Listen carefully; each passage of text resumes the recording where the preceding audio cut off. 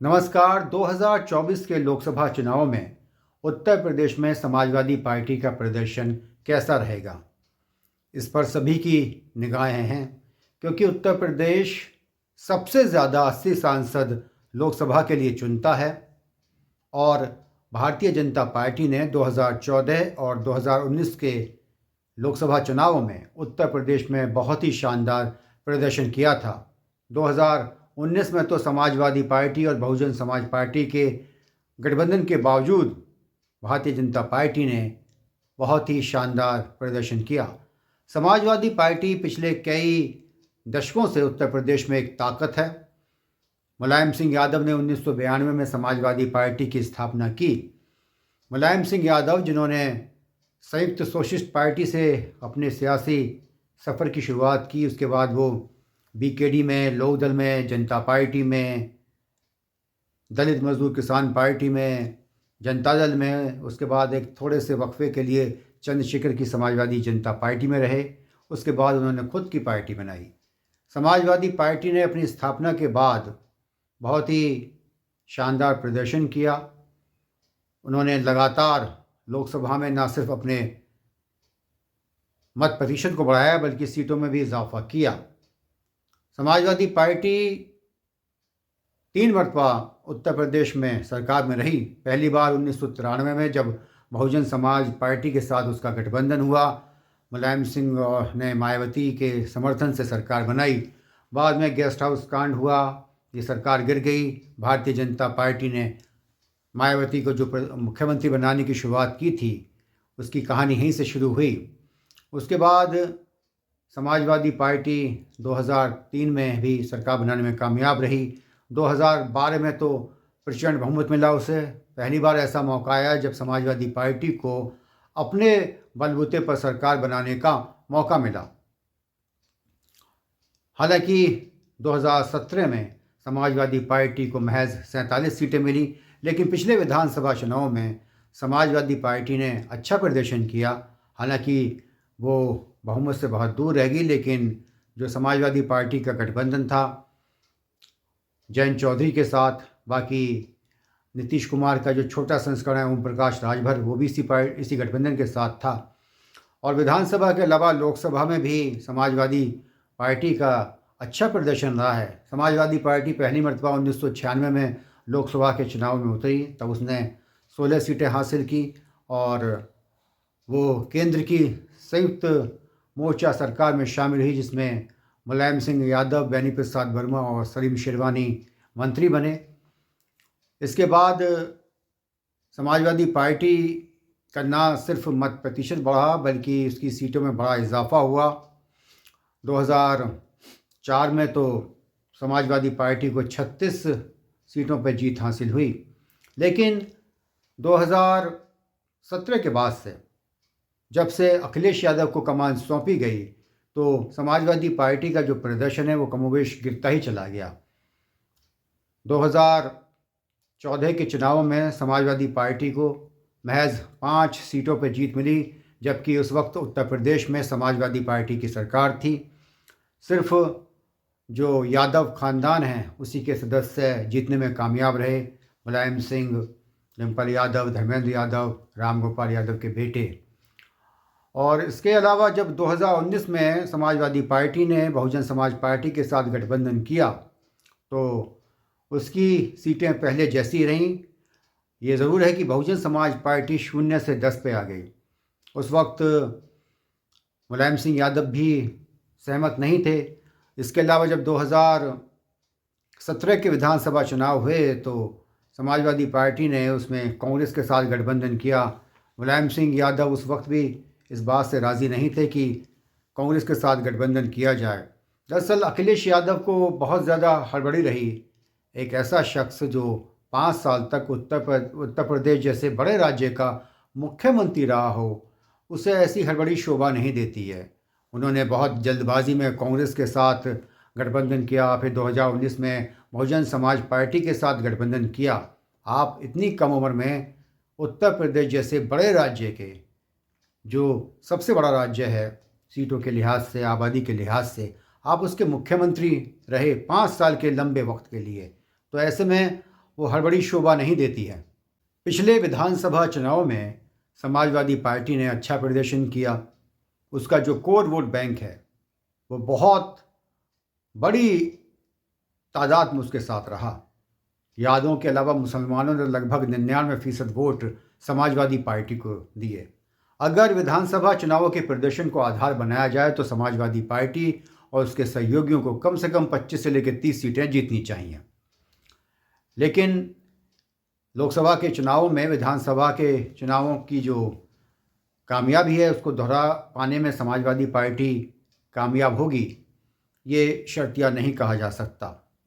Samajwadi party के साथ सबसे बड़ी दिक्कत यह है कि अखिलेश यादव पारिवारिक कलह से पार पाकर पार्टी के सर्वेसर्वा तो बन गए, लेकिन जब से अखिलेश यादव ने कमान संभाली उसके बाद वो न सिर्फ लोकसभा में हारे बल्कि विधानसभा का चुनाव भी हारे। उनके खाते में बस एक कामयाबी है कि 2022 में वो तमाम विपरीत हालात में 111 सीटें लाने में कामयाब रहे।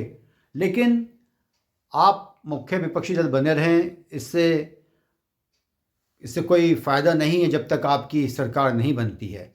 अब दिक्कत यह है कि भारतीय जनता पार्टी ने अखिलेश यादव की पार्टी के कोर वोट बैंक में सेंध लगानी शुरू कर दी है। मुसलमान तो खैर उसके एजेंडे से दूर हैं, लेकिन जो यादव हैं, समाजवादी पार्टी का एक सबसे बड़ा वोट बैंक है मुसलमानों के बाद। लेकिन भारतीय जनता पार्टी ने मध्य प्रदेश में मोहन यादव को सीएम बनाया, भूपेंद्र यादव को आगे बढ़ाया और वो हर मुमकिन कोशिश कर रही है कि जैसे भी हो अखिलेश यादव के इस वोट बैंक को तोड़ दिया जाए। वहीं अखिलेश यादव जो उनके पिता ने विरासत में उन्हें दिया था उसे धीरे धीरे खोने पर लगे हुए हैं। मुलायम सिंह यादव ने जब शुरुआत में राजनीति की तो कुछ जातियों के साथ उनके तीखे संबंध थे, खासकर क्षत्रिय ब्राह्मणों के साथ। लेकिन बाद में अमर सिंह उनके साथ जुड़े, एक ऐसा गठबंधन बना जिसने अपने कोर वोट बैंक के अलावा दूसरे लोगों को आकर्षित किया और वो इसका उन्हें फ़ायदा मिला। लोकसभा में जो उनकी सीटें बढ़ीं उसके पीछे इन सब बातों का योगदान था। 2003 में जो मुलायम सिंह यादव की सरकार बनी उस सरकार में 1/3 से ज़्यादा जो मंत्री थे वो राजपूत जाति से थे। इसके अलावा बाद में जो दूसरे चुनाव हुए लोकसभा के और विधानसभा के भी, उसमें राजपूतों और ब्राह्मणों के एक वर्ग ने समाजवादी पार्टी का साथ दिया। लेकिन मुलायम सिंह यादव के बरक्स अखिलेश यादव ने 2017 की हार के बाद उल जुलूल बातें करनी शुरू कर दी। उन्होंने तमाम बड़े नेताओं की कंस्टिट्यूंसी में जाकर कहा कि नहीं, कोई ज़रूरत नहीं थी, हमने इनको बनाया। एक नेता के अंदर जो ऐसी अहंकार वाली बातें होती हैं, अगर वो ड्राइंग रूम तक सीमित रहें या अपनी जो बहुत नज़दीक के लोगों की मंडली है उसमें वो ऐसी बातें कर सकता है, लेकिन जो पब्लिक फेस होता है उसमें ऐसी बातें नहीं करनी चाहिए। ये मल्टी पार्टी डेमोक्रेसी सिस्टम है जिसमें बहुत कम मत प्रतिशत के साथ भी सरकार बन जाती है। जब बहुजन समाज पार्टी की पूर्ण बहुमत की सरकार मिली तो उसे भी 30% से कम वोट मिले। जब समाजवादी पार्टी की सरकार बनी पूर्ण बहुमत के साथ 2012 में तो उसे भी 30% से कम मत मिले। ऐसे में जहां 2-4% मत इधर उधर होने से इतना बड़ा सीटों का फ़र्क पड़ जाता हो, उसमें बहुत सोच समझ कर बोलना चाहिए।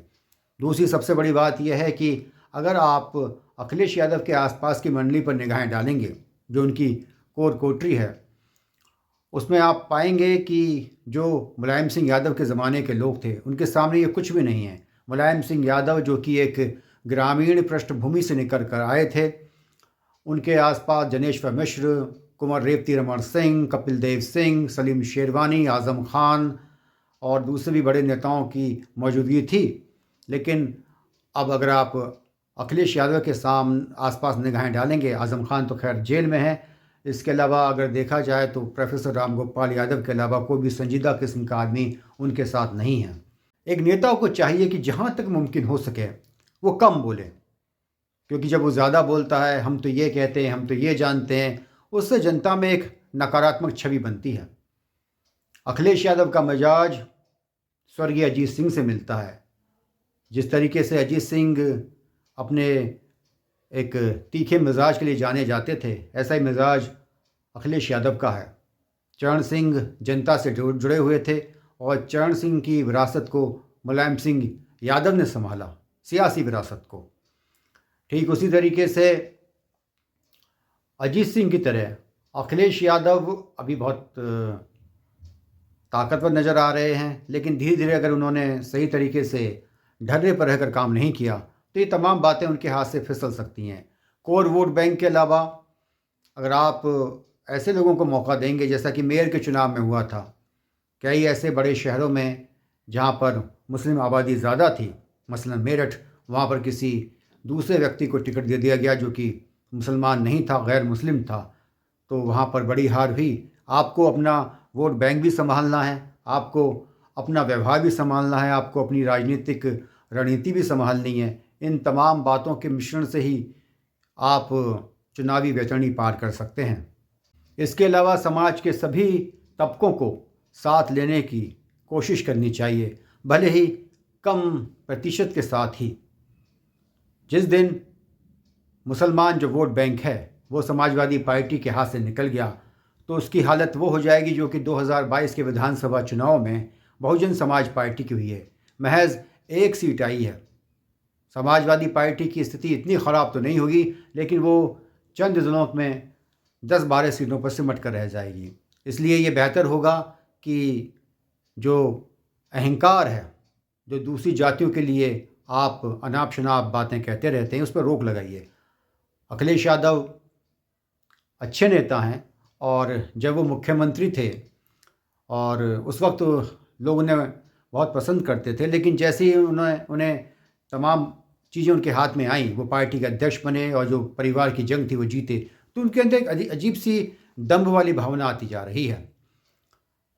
और अगर आप सौम्यता, विनम्रता और चुनाव जीतने की अपनी योग्यता को बरकरार रखेंगे तो उत्तर प्रदेश का मुख्यमंत्री पद तो क्या, आप देश के प्रधानमंत्री भी बन सकते हैं। आपके पास एक लंबा वक्त है, 20-25 साल अभी आपकी और राजनीति है जिसमें आप सक्रिय रूप से राजनीति में भाग लेंगे।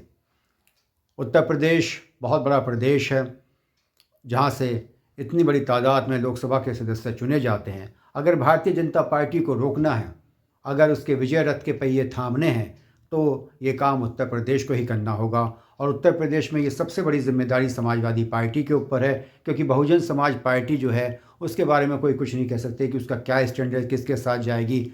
और अब इस बार, पिछली मरतबा तो वो समाजवादी पार्टी के साथ गठबंधन कर 0 से 10 पर पहुंच गई। अगर समाजवादी पार्टी ने बहुजन समाज पार्टी के साथ गठबंधन ना किया होता तो समाजवादी पार्टी 5 से आगे बढ़ती, उसकी जो संख्या है वो आगे बढ़ती और बहुजन समाज पार्टी सिफर पर रहती। इसलिए तमाम बातों को ध्यान में रखते हुए समाजवादी पार्टी को ये सोचना होगा कि उत्तर प्रदेश में जो उसका मुख्य रणनीति स्थल है वहाँ पर उसका ये फ़र्ज बनता है कि वो एक कड़ी टक्कर भारतीय जनता पार्टी को दे।